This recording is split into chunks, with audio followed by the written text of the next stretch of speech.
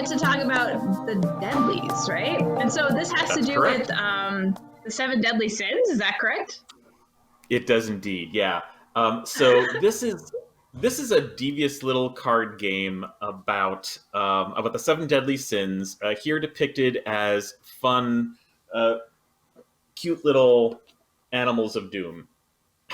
So cute. Yeah.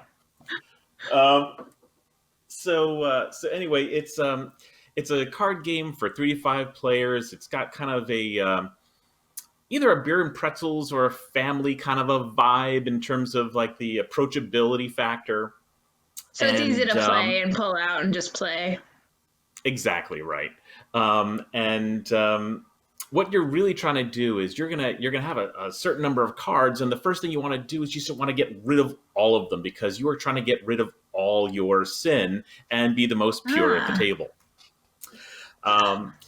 Now you'll start with a hand of 6 cards, and you've got you see this little token down at the bottom. It's got a 6 and a 4.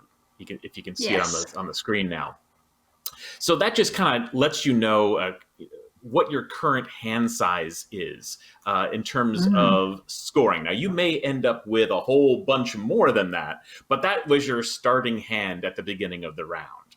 And as you get rid of your cards, you're going to click down that token down to a hand from 6, now down to a hand of 4 cards, then down to a hand of 2 cards, and finally to a hand of 0 cards, and that's when you win. So you're trying to get rid of your cards 3 times over. That's right. Okay. And of course, your opponents are doing their damnedest to load you right back up. So the game is really, it's a fun kind of a take that, poke you in the eye kind of a game. What's kind of nice about it is that, people who are not gamers, can quickly wrap their heads around it. Like, oh, I get rid of all my cards, kind of like Uno.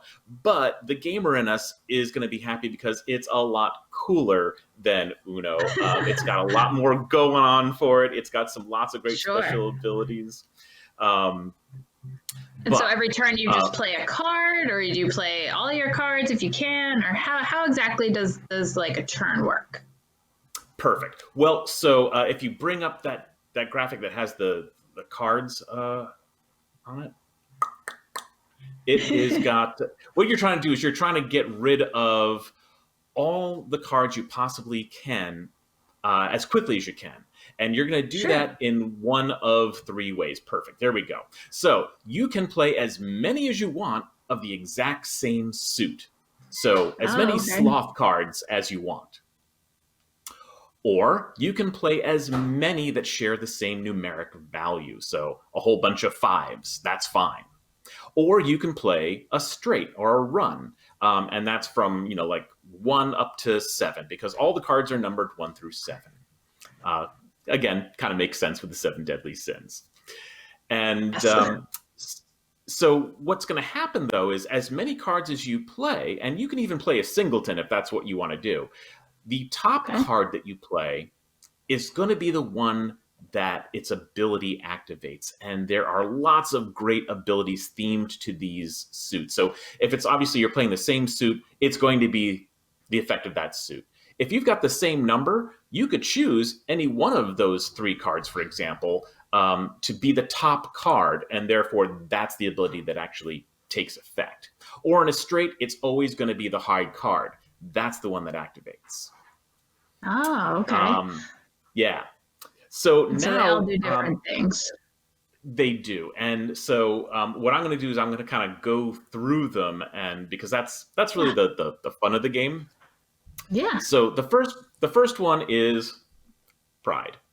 Pride is a wonderful unicorn, and basically it says, hey, ask another player if they have any pride. And if they don't, they've got to draw a card. And if they do, they're going to show it to you, and then you're going to have to draw a card. Very simple mechanic, but you're trying to catch someone like with a low number of cards. You're like, I don't think you've got it, and you're like going to call them all out on it. So that's how Pride works. Now the next card we're going to talk about is is, gluttony, perfect. Or the wrath. Wrath. Number All right. two, wrath. So, yep. So wrath, you're going to force a player to draw 2 cards. And then after drawing those 2 cards, they're going to take a look at their hand again. And if they have a wrath, they can discard it.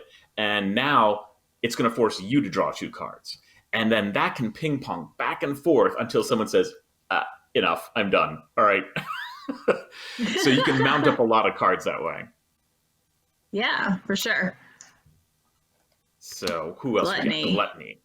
Now, gluttony, interestingly, it's a little counterintuitive because gluttony says either we're going to take a random card from another player's hand or we're going to draw 3 cards. But we're trying to get rid of all our cards, so why would you want to do that? Well, this is a great way to dig through the deck for the card you do want, because then you can immediately take another turn. So Ooh. gluttony actually comes in pretty handy. Yeah, it seems and then, like of course, it. and then you can turn the tables with a card like Envy. Now, Envy is pictured as this little toad that thinks he's much more than that, projecting himself as a lion. So here you draw 2 cards, and then if you don't have another Envy in your hand, just trade that whole mess you might have collected with Gluttony and hand it off to someone else as you take their hand. So you switch hands with somebody. And this is just a great way to pull off a big move on someone, and they're now they've got this mountain of trash in their hand. They're like, damn you. So that's always fun. Let's see. Who can we talk to? Sloth. So Sloth, just like his name would indicate, does absolutely nothing. Yeah, just does nothing. And it's a great card to go out on because you're not likely going to get more cards back if you play that as your last card. But the interesting thing is that Sloth is always very slow to discard as well. It stays in front of you until the beginning of your next turn. And if anyone else plays a Sloth, you're going to draw a card for each one that gets played. Yeah, you're going to be targeted, for sure. Yeah. All right, so next up, Lust. Now, Lust is interesting because, this is kind of a hard one to write a rule for, and I'm really, really pleased with where this went. You get to choose a partner, and they get to decide what happens. So it's kind of consensual, which is fun. So either A, nothing else is going to happen, and your turn ends. Great, you played the card, you're done. Or B, they will tell you, yeah, you know what? Let's both discard a card. Helps us both out. So now it's a trust exercise because each player that discards a card which is Lust ends up forcing the other player to draw 3 cards. And again, lots of great interactions there. Yes. All right, Greed. Now, number 7. Indeed, Greed is fun because it's a push your luck mechanic. And what you're going to end up doing... Yep. What you're going to end up doing is you're going to take the deck and you're going to start dealing cards to other players. And eventually they're going to have to put them in their hand. Now, you can stop dealing cards after you deal at least 2 that are not Greed. And if you do, you can just say, oh, you know what? That's fine. Take your cards. My turn is over. But we like to hang a carrot in front of you because what it says is that if you can deal 5 out in this way without matching a suit other than Greed, you're going to discard your entire hand and click down to the next level, getting closer to a win. But the problem is if you do end up dropping another suit, let's say 2 Sloths, well, now all the cards you just dealt out, you're going to put into your hand instead. Uh-oh. So that's the fun of the push your luck on that. Yeah. Of course. Now, those are all 7 of the deadly sins and all their different abilities. There are 2 other cards, though, that are just onesies that are in the mix. First of all, one is Corruption. And Corruption is just, it's all 7 suits all the time. It's almost worse than a wild card because you can't control when it's going to be active. It's all the time, all 7 suits. But when you actually play it, then you can decide which one it's going to become. But if someone says, hey, do you have a pride? you automatically, unfortunately, do. Have a pride. Interesting. So you want to play it quickly, basically. Well, yes and no, because sometimes you're like, oh, you know what? This is going to be a wrath, and I'm going to discard it and make you draw more cards. So, That's true. yeah. Now, Okay. purity, obviously, that's what we're all going for. We want to be as pure as possible. And there is one card called purity. Yes. When you play the card, this cute little sheep, So you get to draw the halo. And the halo is just set at the center of the table waiting for you to pick it up. And even if someone else has it in their hand and you play purity, you get to take it from their hand. But what happens is, once you have the halo, it ends up disappearing into your hand of cards. And if you can end up playing it on your next turn, awesome. You just discard your entire hand and you click down. However, now you are the target. All this next round, people are going to try to steal it from you. They are going to try to, whatever they can do to get that card, they're going to try to do it.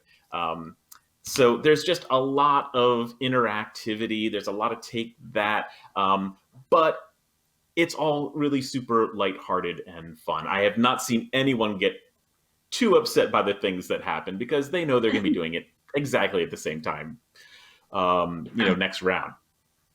Now, so tell me a little bit more about how many people can play this and about how long. I mean, it seems like it would be pretty quick. So if you do get a bad draw or something, you can just play again.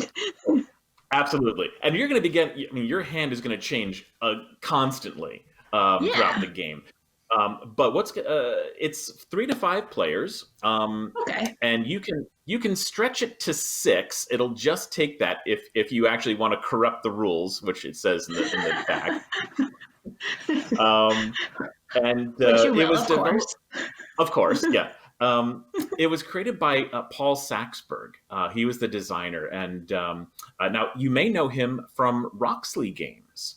He is one of their folks over at Roxley, and they created this game, and I guess it wasn't quite the right timing or the right product for Roxley themselves. And Paul approached me, I think it was at BGG.com, and he said, "Hey, I've got this great game, and I'm not sure that I would trust a whole lot of people with it, but if you were interested, we would trust you." And so we played it. I had a blast with it. It's a lot of fun. It's got that wonderful take that, which of course I love so much. Yes. And so we started workshopping it, and it was really important to Paul and to me that all the wording was super tight and clear, that all the abilities were as fun and thematic as they really ended up being.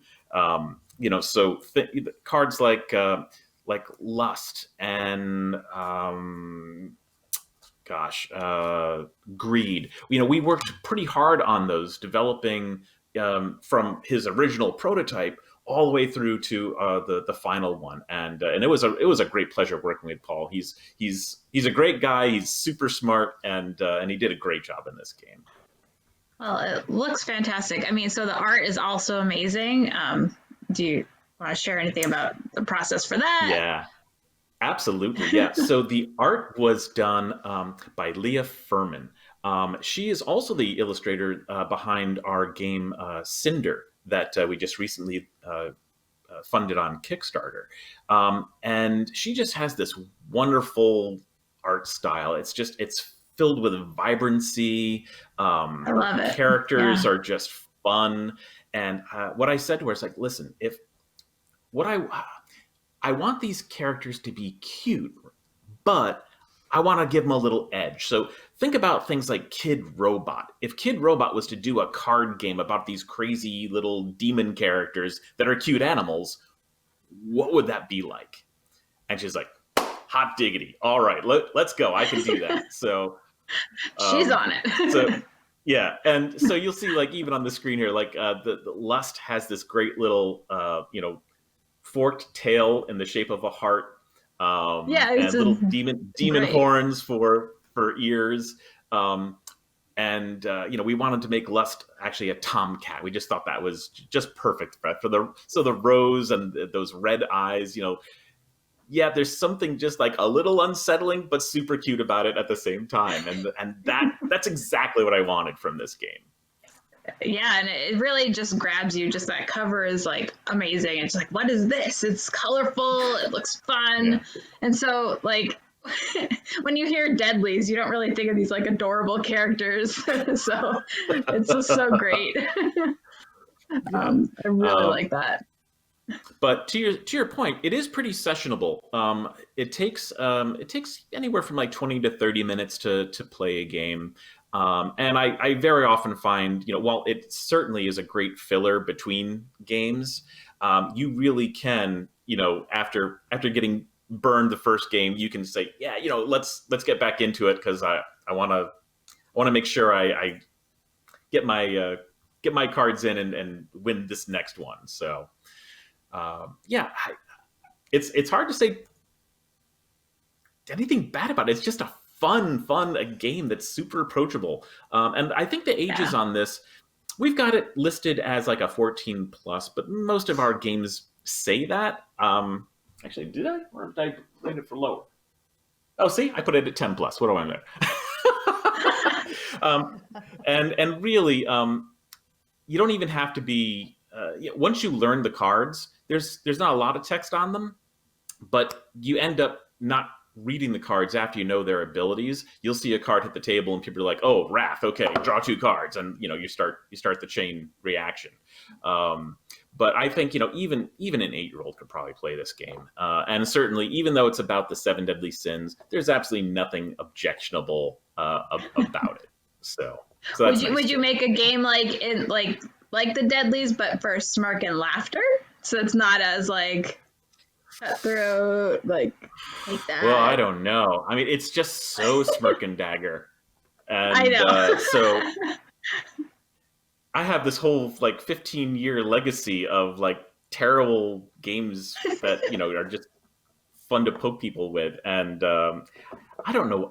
I absolutely love take that mechanics. I always have, and I think that it's it's because you get emotionally invested when you sit down and play. I love it when people like shake their fist and curse your name, and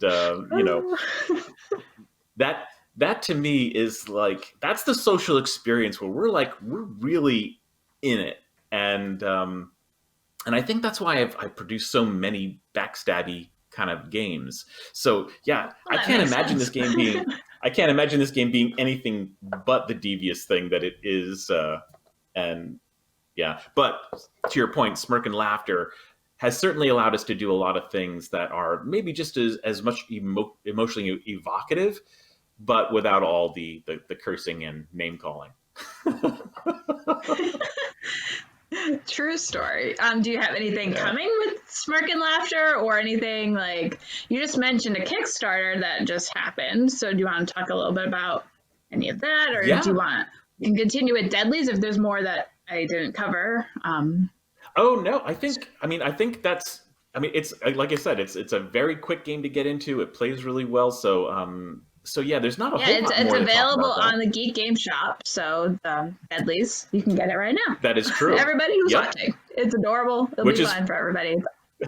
yep. And quite honestly, it's $15. It's a super inexpensive game, and you will get way more than that out of in terms of enjoyment. So but yeah, other projects. We did just finish Cinder, which is a push your luck dice game about dating dragons without getting burned. Where Nice. yeah, you're an adventuring character, a barbarian, a Medusa, whoever, and you just want to get in on the dragon dating scene, and so it's kind of like it's themed on Tinder, so you're flipping through cards and you're seeing Oh who sounds yeah. compatible, and that's a good time. Oh my But goodness, we that are sounds going to amazing. be yeah, we are going to be getting ready to do another Kickstarter coming in June, actually, right around the same Oh, time as Origins Online. oh, And nice. this is going to be a bit of an unusual thing for us. It'll be the very first time I have done a cooperative game. Oh, that seems And very unlike Smirk and Dagger. correct. But here's what's interesting. I think I'm going to have to double brand it because definitely it's not a dagger game, but it's got a cool dark theme. And I might just do like, the double fan of the logos because this game is called The Night Cage. And Mm. it, it is it's a horror themed tile placement game that traps up to 4 players, and thinking about adding a 5th player now. Um, but It you're traps in them. this, They're stuck. they are trapped, and it's a otherworldly labyrinth of eternal darkness, and it's really interesting. The designers have a great candlelight mechanic where as you have your token on the board, it lights only what's like 1 space away from you on the board, and those are the tiles you actually place onto the board. And when you move forward, the tiles that you left behind disappear off the board forever. So even if you retrace your steps, they're completely different. It's this bizarre maze, and of course, you're not in there alone. There's some bad things around each corner, and you can just see like beyond the flickers of your candlelight. There could be something, and you're just kind of stumbling through, and you got to find keys, find a gate, and escape together as a team, or be lost to the darkness forever. So, yeah, we're really excited about this game, and we're going to be doing a whole bunch of events uh, in conjunction with Origins Online as well, where you can actually play with us on Tabletop Simulator. So, Oh, well, that sounds exciting. So I guess we'll find out more about that coming up. But I just had a quick question about it. Does each player have a unique ability or are they all just, you're in it and you're doing it together? yeah, you are. It's interesting. No, you don't. You don't have unique abilities. It's not asymmetric. Quite honestly, you don't even have unique personalities. You wake up in this maze, and your skin is cold, and your mind is a blank, and you don't know where you are or who you are. Even you Hmm. just know where you are, and it's not a good place to be. It's not a So good place. yeah. So yeah, it's got kind of this cool, creepy little feel as you like crawl through this maze with nothing but a candle kind of in front of you. So yeah, very cool, lots of fun. That one takes about 40 to 50 minutes to play, and yeah, very excited about this project coming up as well. Nice. So that's, you said, hitting Kickstarter in June, I think. Yeah, June, end of June. yeah, So yeah. that's one to I look think the for. 15th. Yeah, All right. So, I mean, I definitely want to check that out because I love cooperative games and it sounds like exploration and craziness is going to happen. So that sounds very exciting for me. So that is cool. indeed. Um, Yeah. so is there anything else that we want to talk about? We have like a couple minutes left. Is there anything else? I haven't got many How questions in you the chat, so I'm doing? not sure.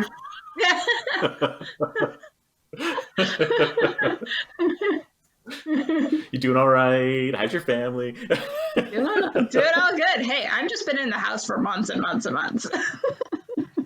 Yeah, me too. But Yeah. interestingly, I am like still wildly busy, and I think we've changed plans and products that we were going to be coming out with, like what's going to be sooner, what's going to be later, Yeah. several times because just the future is like such a big question mark. Like at one point, it was like, when are stores going to be open again? When are That's distributors going to be true. open again? And now it looks like things are starting to slowly get there. But yeah, actually, one of the other projects that we're going to be working on You're doing is ISO digital stuff, right? you bet. I've got Cutthroat Caverns that Yeah. is out right now, iOS and Google Play, and that's a fully playable version of the game in the solo Wow. mode against AI opponents that are programmed to behave like living players and have different quirks. We also have Shobu that will be coming to digital format as well. Oh, And cool. we've got a solo game that we are working on, and hope to have out later this fall. This is something we're working on together with Chris O'Neill over at Ninth Level Games. And it is a solo dungeon crawl, but it is a collaborative legacy game. Every card that you encounter, you're going to alter in some way, giving it a name, drawing a picture on it, and then encountering it. And each room you walk into, you're going to map it.